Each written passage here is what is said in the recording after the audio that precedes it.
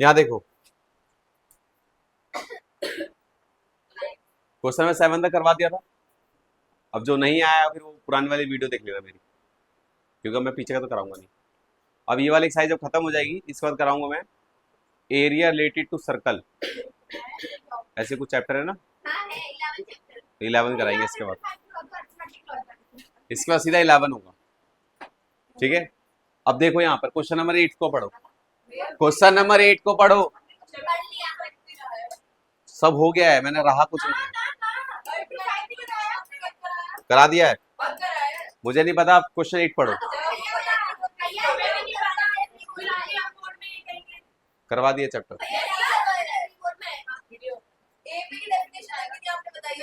करवा दिए। यहाँ देखो नहीं कराइए थे 8 क्वेश्चन देखो, 8 क्वेश्चन को पढ़ो। हमारे पास एक बाउल है, उस बाउल को ऊपर एक सिलेंडर रखा हुआ है, एक ऐसा बाउल है, इस बाउल के ऊपर एक सिलेंडर बना, ऐसा कुछ एक सिलेंडर बनाया गया, इसको बोलते हैं सुराही। देखा सुराही, नीचे से गोल होता है, ऊपर से उस पे लंबा सा होता है ना। तो उस सुराही का जो ये वाला पार्ट होता है, ये वाला पार्ट है, इतना पार्ट, सीधा घर भेजूंगा उठा के। ये वाला जो पार्ट है सिलेंडर के आकार का है, और नीचे वाला जो पार्ट दिख रहा है ये वाला हिस्सा, ये पूरा का पूरा एक स्फीयर का आकार का है। तो इसका टोटल वॉल्यूम पूछा है, तो इसका टोटल वॉल्यूम कितना निकलेगा, पहले निकालेंगे सिलेंडर का वॉल्यूम ऊपर वाले पार्ट का, फिर नीचे वाले पार्ट का वॉल्यूम, स्फीयर का वॉल्यूम, दोनों को जोड़ देंगे, फिर बताएंगे वॉल्यूम ए इसका 3.345 आएगा या फिर नहीं आएगा।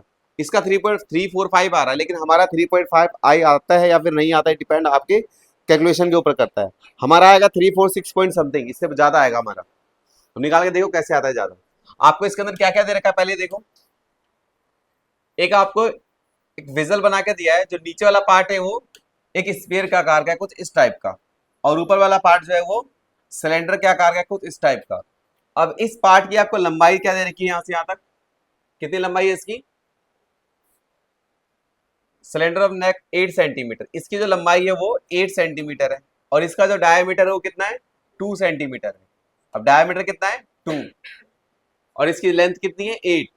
तो जो इसकी लेंथ है, हाइट ऑफ सिलेंडर कितनी है 8 सेंटीमीटर, और डायमीटर कितना है इसका, डायमीटर 2 सेंटीमीटर, तो रेडियस कितनी निकलेगी इसकी 1 सेंटीमीटर, इसका हाफ, 2 का हाफ 1 होगा। तो आपको सिलेंडर का तीनों चीज पता चल गया, रेडियस भी और डायमीटर भी और इसकी हाइट भी। अब आ जाओ नीचे वाले पे, नीचे वाले के अंदर आपको सीधा का सीधा डायमीटर दे रखा होगा, डायमीटर कितना है इसका 8.5, तो स्पेयर डायमीटर कितना है, स्पेयर डायमीटर 8.5, तो रेडियस कितना होगा 4.25, इसकी रेडियस निकल गई।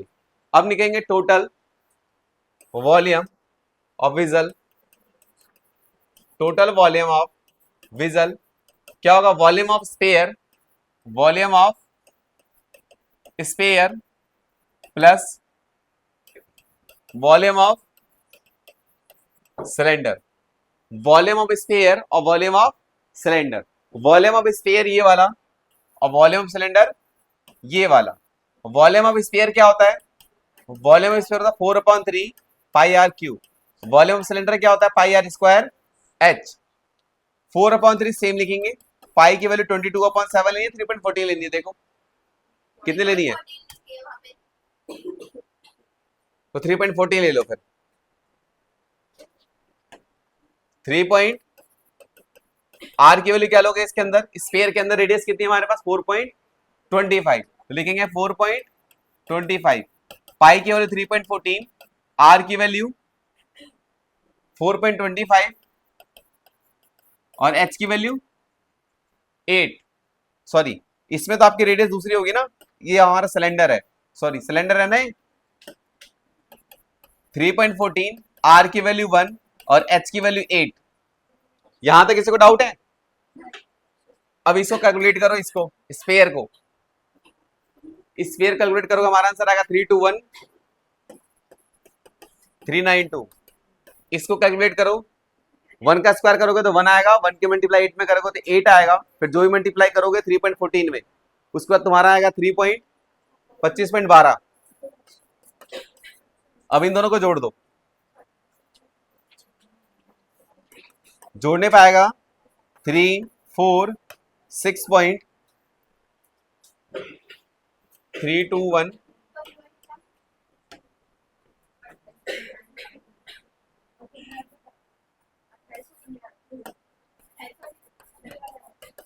हमारा आंसर ये आएगा 346.51। अब आप ये देखो, आपका जो आंसर आया ये आया, और जो इन्होंने वॉल्यूम पहले से निकाल के दे रखा था वो क्या दे रखा था 345, तो हमारा लार्ज आया ना, तो हमारा ये वाला आंसर होगा। फिर टोटल वॉल्यूम ऑफ वीजल,